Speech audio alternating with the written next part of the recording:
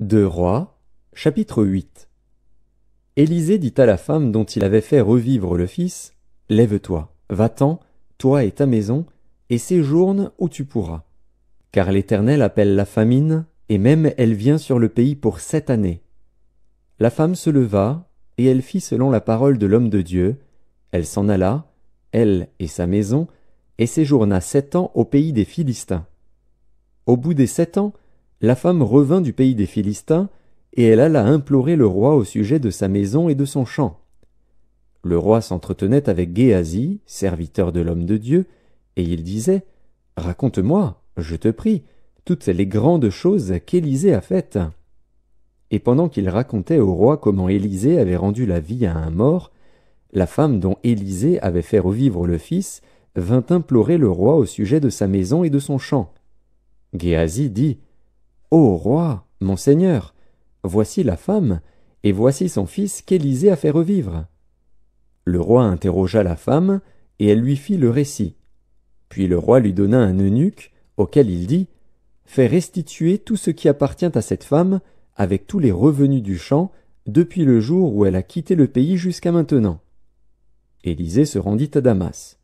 Ben-Hadad, roi de Syrie, était malade, et on l'avertit en disant, « L'homme de Dieu est arrivé ici. » Le roi dit à Hazaël, « Prends avec toi un présent, et va au-devant de l'homme de Dieu.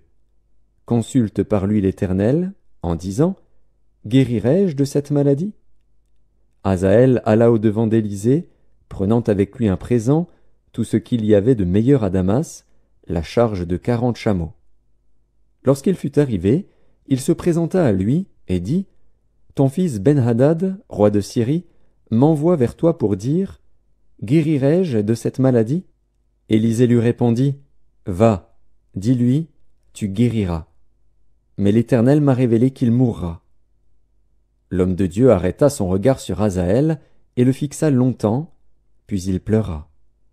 Hazaël dit, « Pourquoi mon Seigneur pleure-t-il » Et Élisée répondit, « Parce que je sais le mal que tu feras aux enfants d'Israël.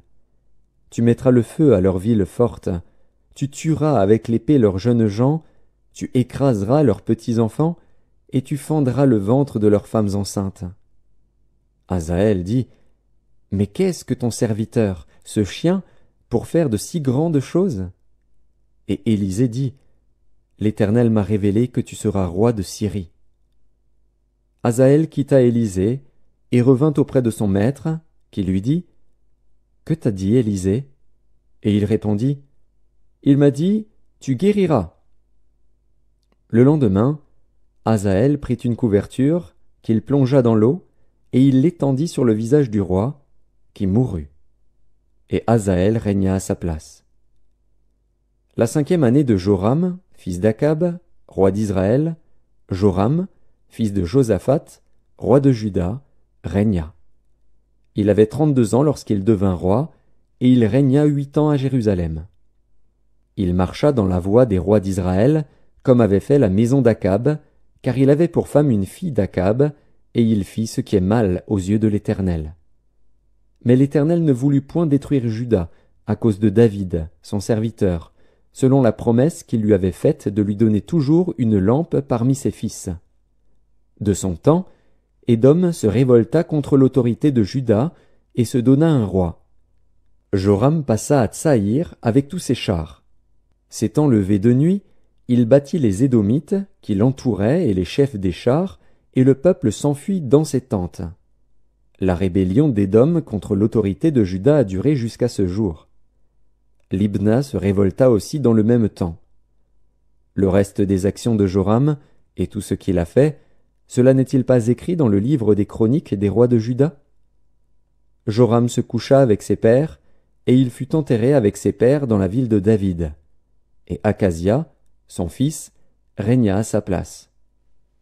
La 12e année de Joram, fils d'Akab, roi d'Israël, Akazia, fils de Joram, roi de Juda, régna.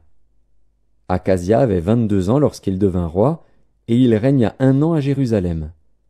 Sa mère s'appelait Athalie, fille d'Omri, roi d'Israël. Il marcha dans la voie de la maison d'Akab, et il fit ce qui est mal aux yeux de l'Éternel, comme la maison d'Akab, car il était allié par mariage à la maison d'Akab. Il alla avec Joram, fils d'Akab, à la guerre contre Hazaël, roi de Syrie, à Ramoth en Galaad. Et les Syriens blessèrent Joram. Le roi Joram s'en retourna pour se faire guérir à Jizréel des blessures que les Syriens lui avaient faites à Rama lorsqu'il se battait contre Hazaël, roi de Syrie. Akazia, fils de Joram, roi de Juda, descendit pour voir Joram, fils d'Akab, à Jizréel, parce qu'il était malade.